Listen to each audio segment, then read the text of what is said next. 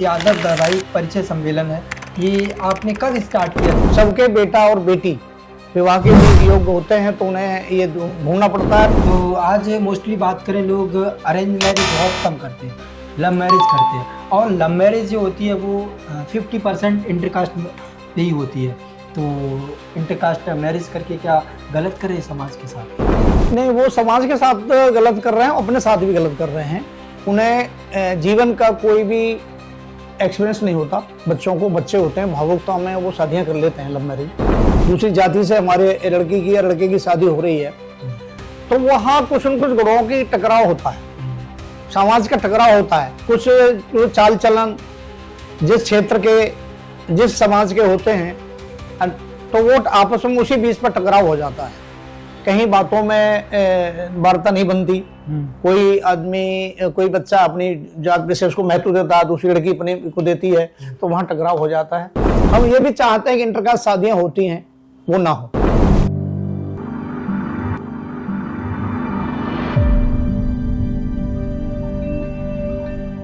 नमस्कार साथियों, आप सभी लोगों का स्वागत है आज के हमारे इंटरव्यू में। आज हमारे साथ हैं एक ऐसी शख्सियत के धनी, बात करें जो समाज की एक बहुत बड़ी पहचान है, जिनका नाम है श्री केपी सिंह यादव जी।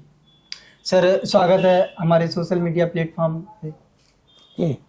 सर, आप बात करें, यादव वैवाहिक सम्मेलन समिति के राष्ट्रीय अध्यक्ष हैं। तो सर, ये यादव वैवाहिक परिचय सम्मेलन है, ये आपने कब स्टार्ट किया था और इसको लेके कैसे आपके अंदर विचार आया कि मैं एक वैवाहिक परिचय जो सम्मेलन बनाऊं, जिसमें बात करें हर एक स्टेट के युवा और युवती आए? ये हमने परिचय सम्मेलन करना 2010 में शुरू किया था जी।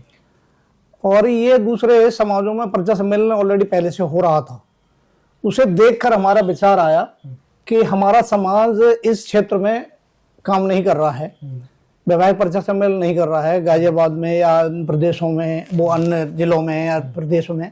तो हमने ये सोचा कि ये काम जरूर किया जाए कि ये बहुत समाज के लिए आवश्यक चीज़ है जी। इस आवश्यकता को देखते हुए हमने ये सम्मेलन शुरू किया।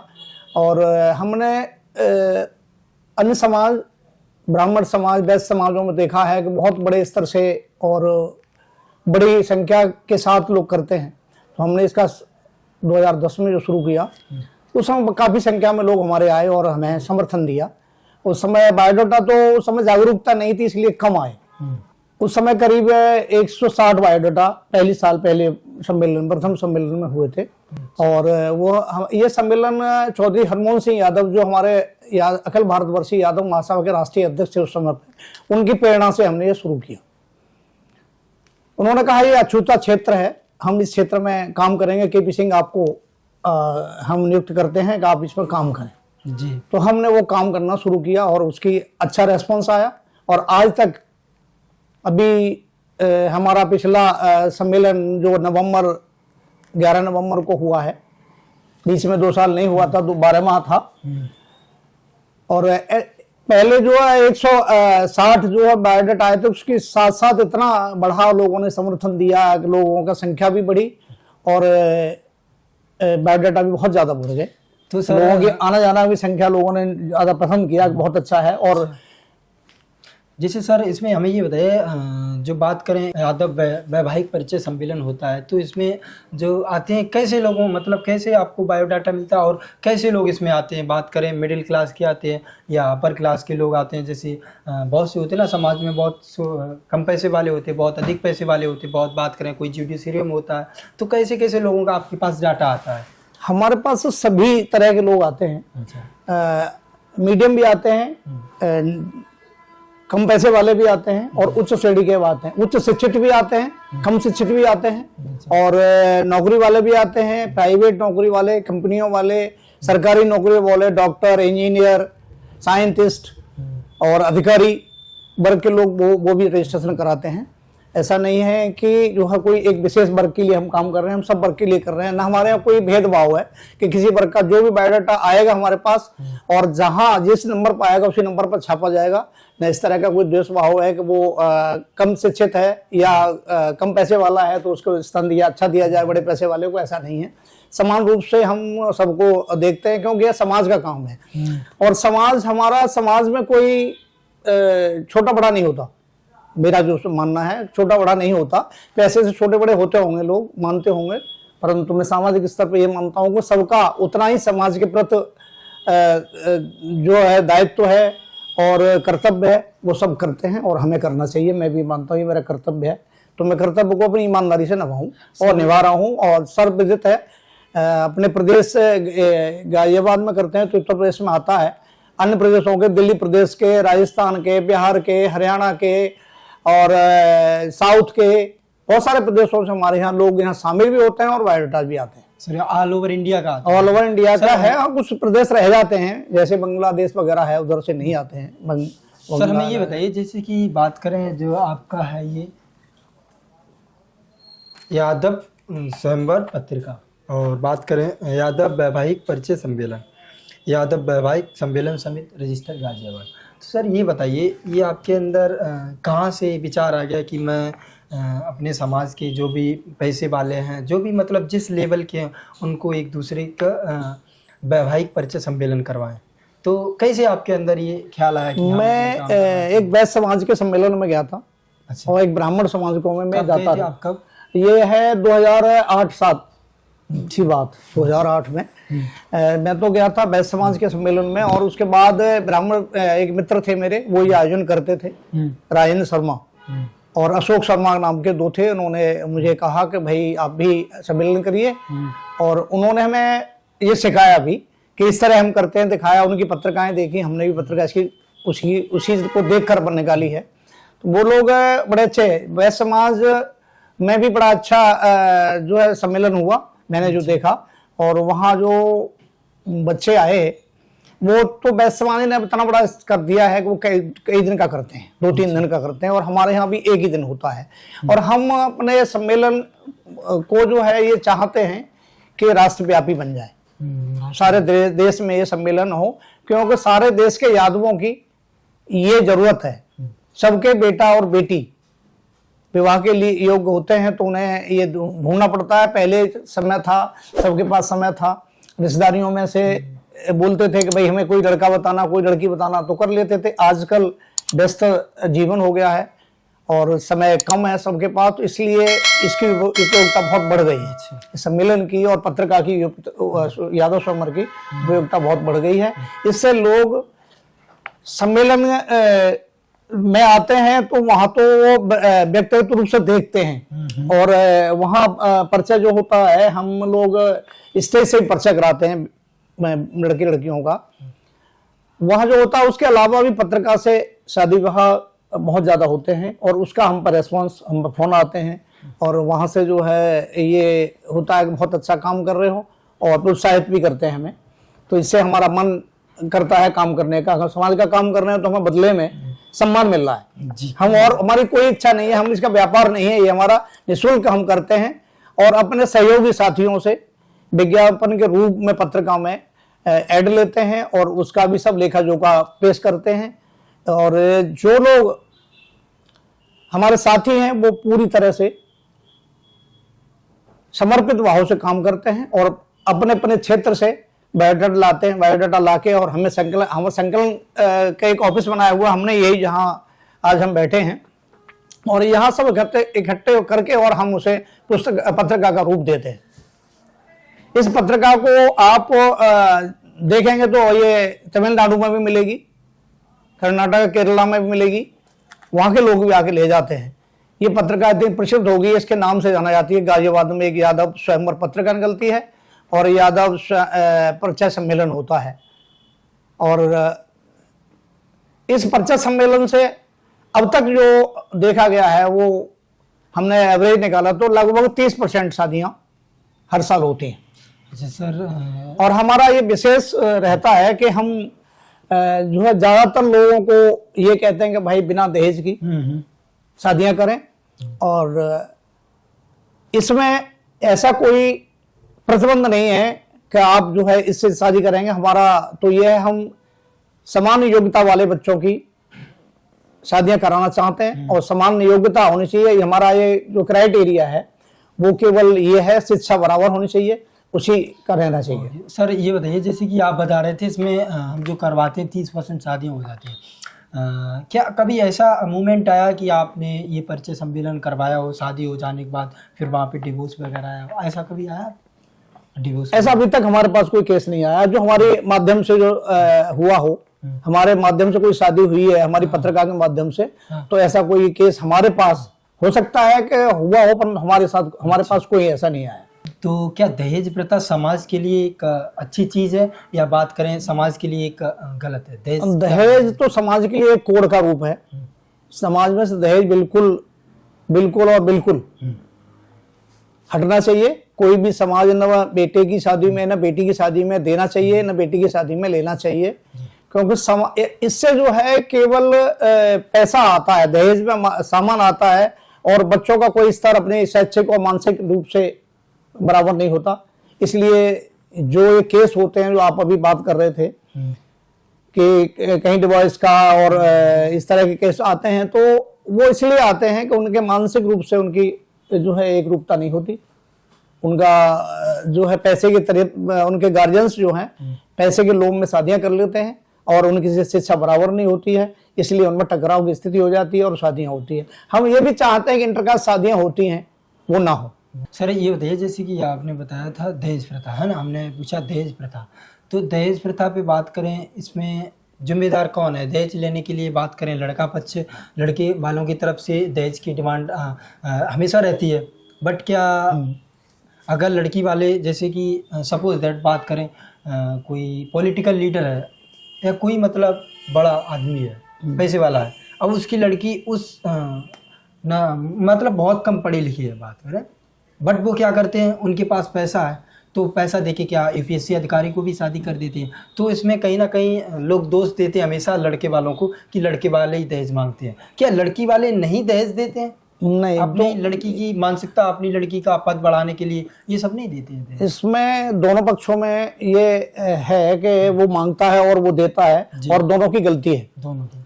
हाँ, इसमें लड़के वालों को इस तरह नहीं करना चाहिए कि हम लड़के जितनी शिक्षा लड़के की है, जितना मानसिक स्तर उन्होंने नापा है उसी स्तर की लड़की देखें, और उसी स्तर के उनके जो है गार्जियंस देखें। ऐसे ही लड़की की बात है तो लड़की वाले भी ये देखें कि हमारी बेटी जितनी पढ़ी लिखी है, इतनी योग्य है, उतना ही योग्य वर ढूंढें। सर आपसे पूछना चाहेंगे, जैसे कि आप तो बहुत एक अच्छा काम करवाते हो, लोगों का घर बसाते हो, तो सर इंटरकास्ट को लेके हमारे जहन में एक विचार आया, इंटरकास्ट, क्या इंटरकास्ट करना उचित है समाज के लिए या नहीं उचित है? कुछ लोग जात को तोड़ना चाहते हैं, ऐसा कहते हैं, करते नहीं कि जातियां नहीं होनी चाहिए समाज में तब समान रूपता आएगी, ऐसा नहीं है। जातियां ऐसे कहने से नहीं टूटेंगी, केवल उसी से टूटेंगी कि हम एक जाति ना मान के उसका स्तर शिक्षा माने। हाँ, ये शिक्षा माने तो जातियों का भी बंधन टूट सकता है।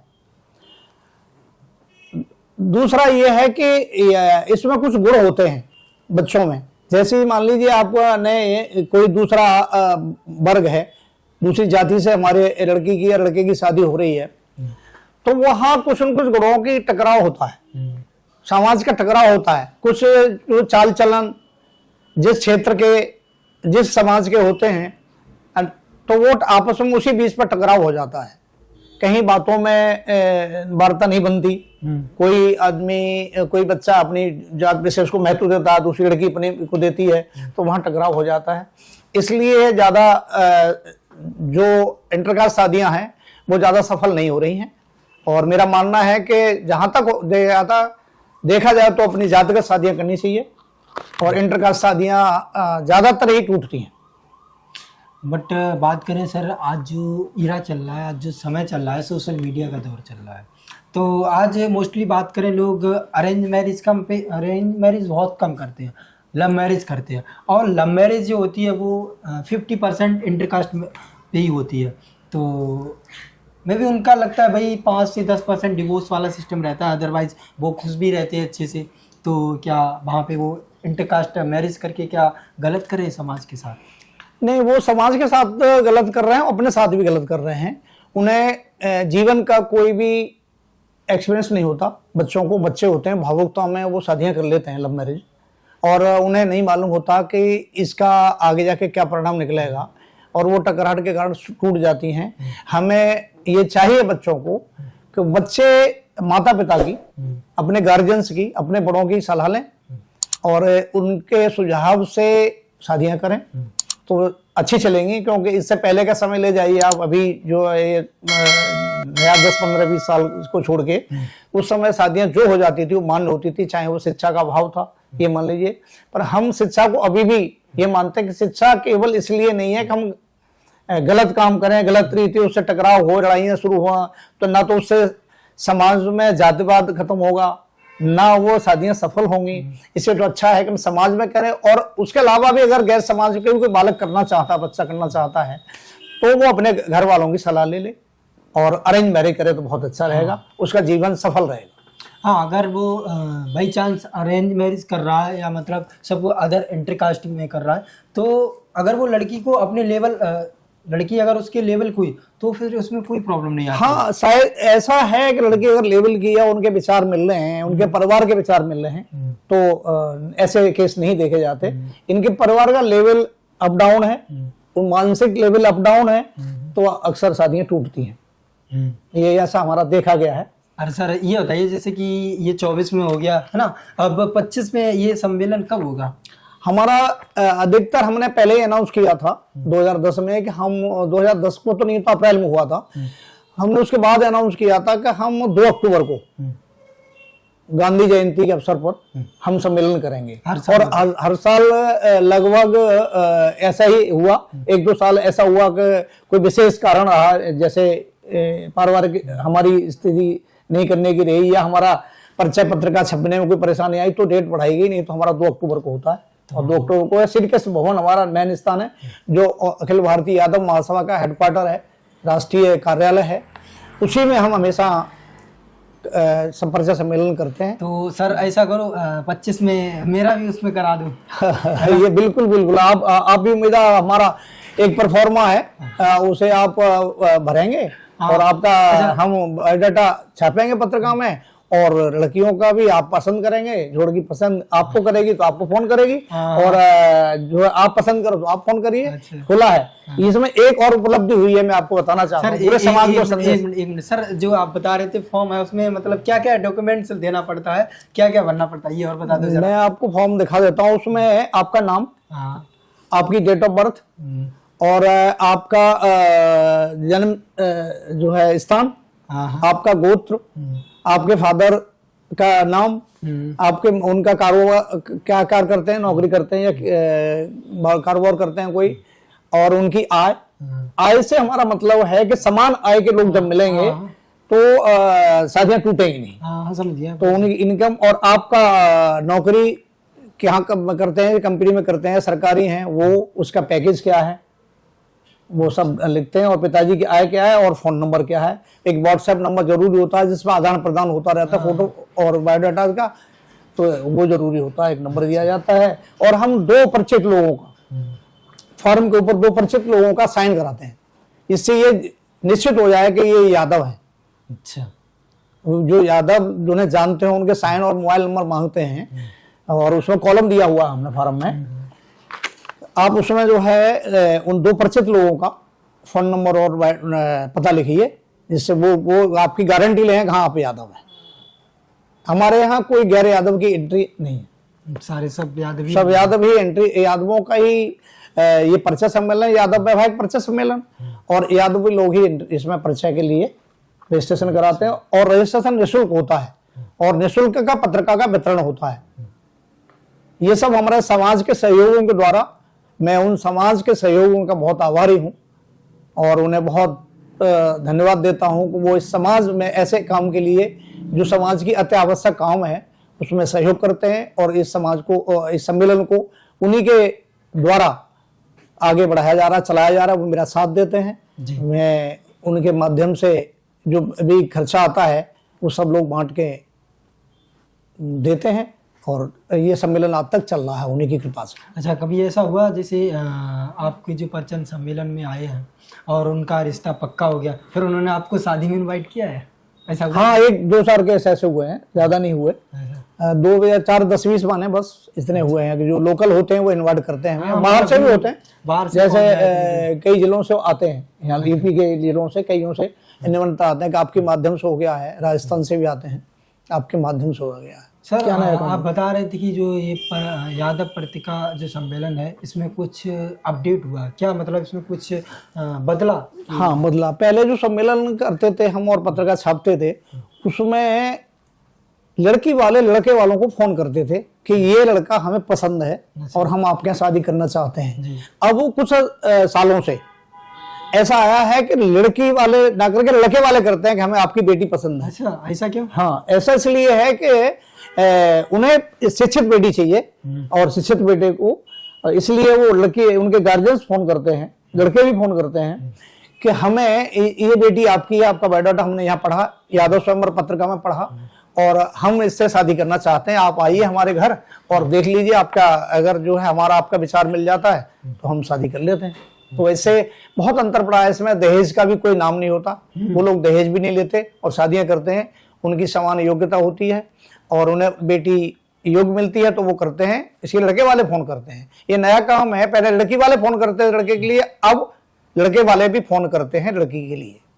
बट सर मैंने एक चीज़ नोटिस की है, जो आप ये पत्रिका सम्मेलन चलाते हो ना, इसमें एक चीज़ को समाज की जो कुरीतियाँ है, बात करें दहेज प्रथा और पर्दा प्रथा, ऐसी बहुत सारी वो कुरीतियाँ दूर हो रही, क्योंकि इसमें बात करें वही लड़के लड़की एक दूसरे से शादी करेंगे जो उस एलिजिबिलिटी को योग्य होंगे, मतलब जो अपने आप में एक दूसरे के लिए इक्वल होगी। क्योंकि बात करें अगर अपने गांव में देख लो, ग्रामीण स्तर पे अगर हम बात करें तो वहाँ पे क्या होता है कि अगर आपका लड़का जॉब गवर्नमेंट जॉब में लग गया या गवर्नमेंट टीचर बन गया या अच्छा बिजनेस है, तो क्या ना उसके कई रिश्ता आता है, वो अपनी गांव की भाषा में बोलते हैं मजिया, अगुआ बोलते हैं, वो लेके आता है। अब वो ये मैटर नहीं करता कि वहाँ की लड़की कैसी है, वो बोलते हैं कि मैं आपको इतना पैसा दिलवाएंगे शादी में।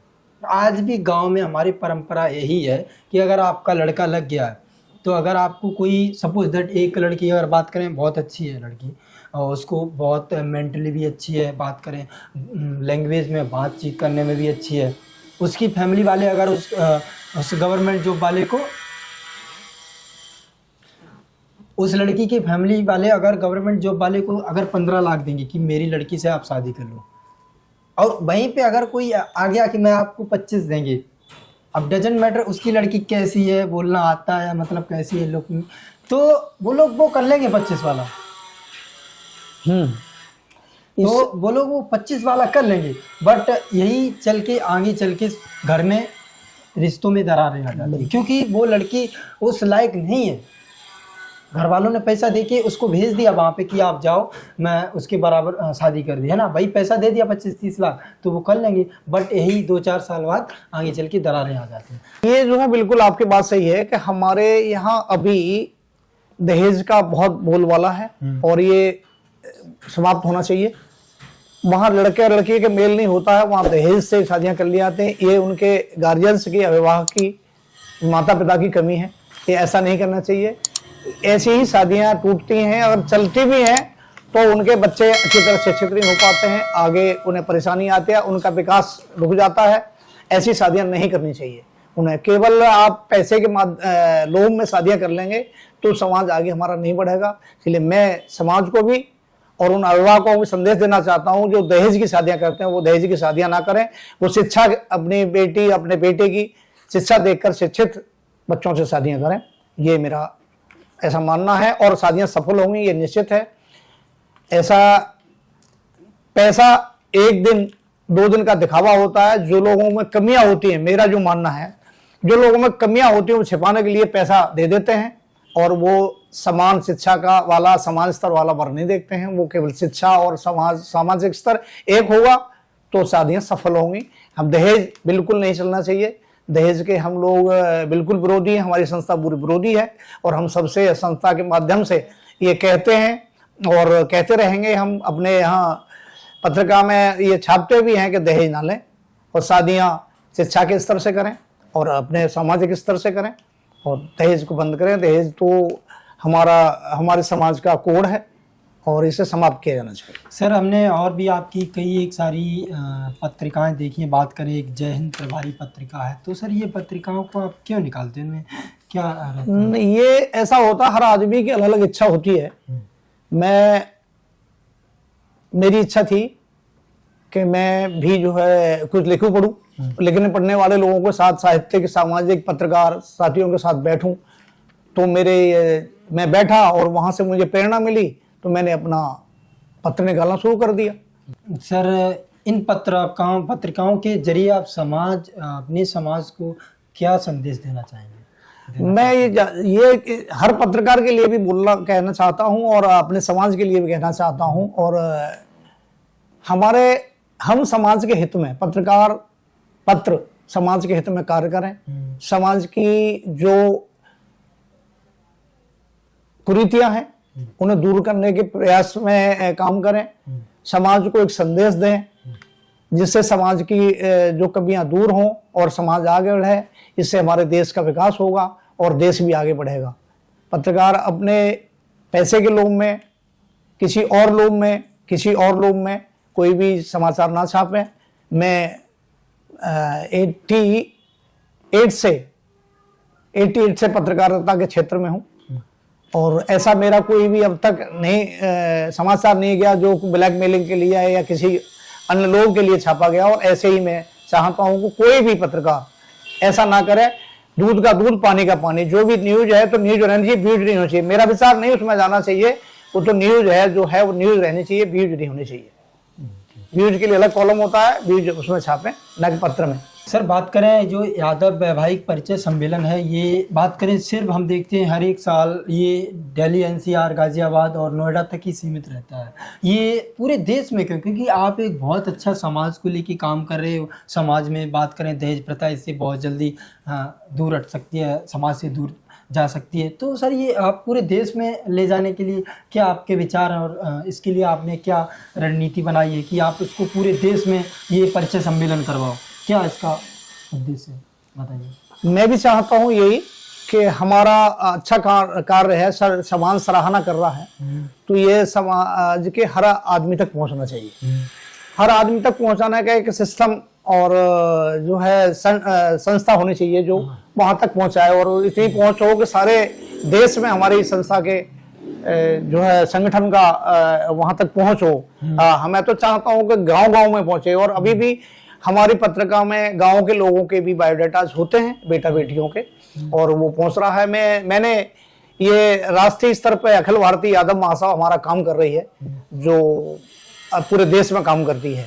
तो मैंने राष्ट्रीय अध्यक्ष जी से और राष्ट्रीय उपाध्यक्ष जी से मैंने ये निवेदन किया है कि इसे जो है राष्ट्रीय स्तर पे इससे को संगठन के माध्यम से हर प्रदेश में, देश के कोने कोने में, हर ग्रामीण क्षेत्र तक पहुंचाया जाए और वहां ये पहुंचकर सभी का फायदा होगा।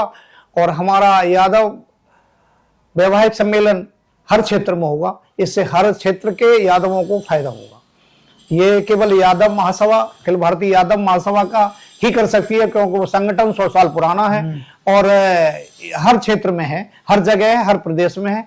तो उसके माध्यम से हम पूरे देश में फैल सकते हैं, पूरा देश का ये कल्याण हो सकता है। ये जो शादी की समस्या है वो सबकी समस्या है, न कि कोई एक क्षेत्रीय समस्या है, ये पूरे देश की समस्या है। सबको, बेटा बेटी वाले को अच्छा वर चाहिए, अच्छी वधू चाहिए।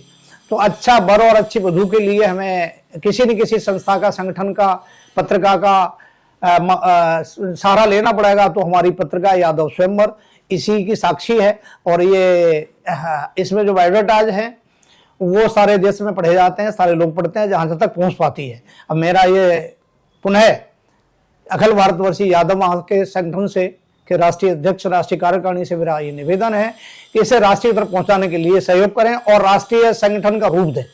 अगर आपका ये एक समाज को लेकर अच्छा काम है तो अखिल भारतवर्षीय यादव महासभा जरूर आपका सपोर्ट करेगी और सपोर्ट करती भी। हाँ, मुझे आश्वासन दिया है कि हम राष्ट्रीय स्तर पर इसका संगठन का जो है विस्तार करेंगे और ये सारे में होगा और सारे लोगों की जरूरत है। तो हो सकता है कि बहुत जल्दी ये हमें सफलता मिल जाए कि राष्ट्रीय स्तर पर हर जगह ये सम्मेलन हो और हर जगह पत्रिकाएं निकलें। सर आपसे एक लास्ट एक बार पूछना चाहेंगे सर, आप जो काम कर रहे हैं, क्या आपने इस को अपनी जो बात करें अपनी शादी या अपने बच्चों की शादी इसी के जरिए की है? हाँ नहीं, ऐसा था कि मेरे बच्चों की शादी सम्मेलन हुआ से पहले हो चुकी थी, जो हो चुकी थी। और जो नहीं, जैसे मेरे पे बच्चे हैं, एक 2 बेटी और 2 बेटे हैं, तो एक बेटी और एक बेटे की नहीं हुई तो मैंने इसी के माध्यम से की है। और इसमें से ही पत्रिका के माध्यम से जो मेरे पास बायोडाटा आए तो उसमें से छांट के जो मुझे अच्छा लगा। मेरी बेटी एक सीए है, मैंने एक दामाद सीए ढूंढा, तो वो नोएडा में रहते हैं वो, और मैंने शादी करी। उसी तरह मेरा बेटा एक होटल मैनेजमेंट करके आया छोटा, तो मुझे एक लड़की बीएड और अच्छी क्वालिफाइड मिली, तो मैंने उसके लायक वो उसी से ढूंढी, तो उसके माध्यम से किया। तो मैंने भी पत्रिका का फायदा उठाया है खुद भी, इसके माध्यम से मैंने भी शादियां की हैं और मेरे साथी भी करते हैं। आज भी लोग मुझे पत्रिका लेने के लिए आते हैं और कहते हैं जी आप जैसे कहेंगे बिना दहेज के हम शादियां करेंगे। और आपने देखा होगा, शायद आप लोग नहीं देखा, आपने कवर किया कि नहीं, हमारे संग वहाँ से अनाउंस भी हुआ था हमारे सम्मेलन में 11 नवंबर को जो हुआ 2024 में।